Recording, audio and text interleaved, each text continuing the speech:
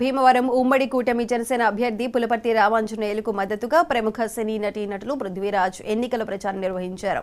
ఈ సందర్భంగా జనసేన ఎన్నికల కార్యాలయంలో జరిగిన మీడియా సమావేశంలో పృథ్వీరాజ్ ముఖ్యమంత్రి జగన్పై, కాపు నాయకుడు ముద్రగడ పద్మనాభంపై, మంత్రి రోజాపై తీవ్ర వ్యాఖ్యలు చేశారు.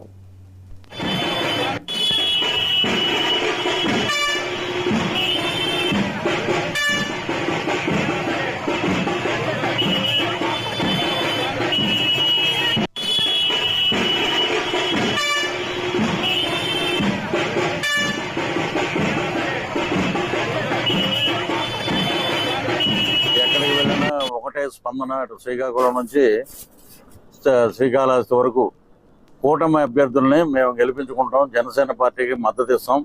అద్భుతంగా ఈసారి పవన్ కళ్యాణ్ గారిని అసెంబ్లీలో తీసుకెళ్లి కూర్చోబెడతాం. ఎక్కడికి వెళ్ళినా అదే మార్పు. జనం ఒక నియోజకవర్గం నుంచి ఇంకో నియోజకవర్గానికి వెళ్తుంటే వాళ్ళ ఆనందంతో చప్పట్లు కొడుతూ, కేరింతలు కొడుతూ, సినిమా వాడు ఒక రాజకీయవేత్త అయినందుకు మేము చాలా గర్వపడుతున్నాం అంటున్నారు అన్నమాట ప్రజలందరూ. ఇవి ముద్రగడ్డ మాట్లాడే మాటలు మీరు ఏనే ఉంటారు. పిఠాపురంలో వచ్చి కూర్చుంటాడంట. మేము ఉన్న ఫస్ట్ పేజీలో 3 రోజులు పిఠాపురం చేసాం. ఎక్కడ కూర్చున్నాడో మాకు తెలియదు.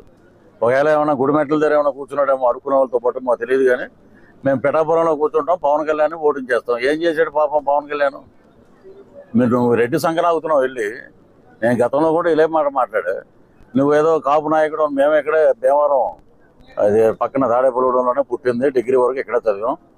మరి నువ్వు అప్పట్లో మేము ఏమనుకున్నామంటే కాపు నాయకుడు యూనివర్సిటీలో ఉన్నప్పుడు ఆ కిర్లంపూడి పక్కన ఒక కాపు నాయకుడు ఉన్నాడు అనే దండం పెట్టేవాళ్ళం దూరం నుంచి. బా జాతికి బ్రహ్మాండం చేసేట్రా అది ఇది అని అనుకునేవాళ్ళం.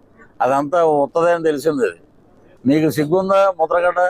నువ్వేంటంటే పేరు మార్చుకుంటూ ఊరే నాయన. నువ్వు ఇప్పుడు పేరు మారితే పిఠాపురానికి వీళ్ళందరినీ ఎక్కడితే మా సోదరులందరినీ పట్టుకురావాలి. భీమవరం నుంచి చక్కెరకాయలు అట్టుపోలు వేసుకురావాలి. బారసాలు అంటే మాటల మామూలుగా ఉంటుంది ఆ బారసాలకి.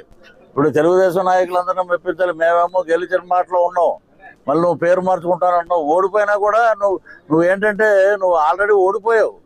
నీకు ఏం పెట్టారు? రెడ్డి కాపని పెట్టా. నేనే పెట్టా ఫస్ట్.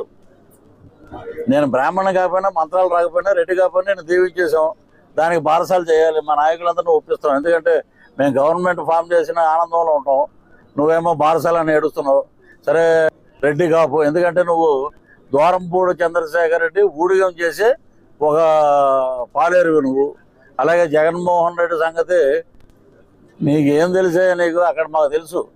10 ఏళ్ళ దిక్కుమాలతో కాపురం చేసాం కాబట్టి మాకు తెలుసు అక్కడ ఏం జరుగుతుంది ఏంటనేది.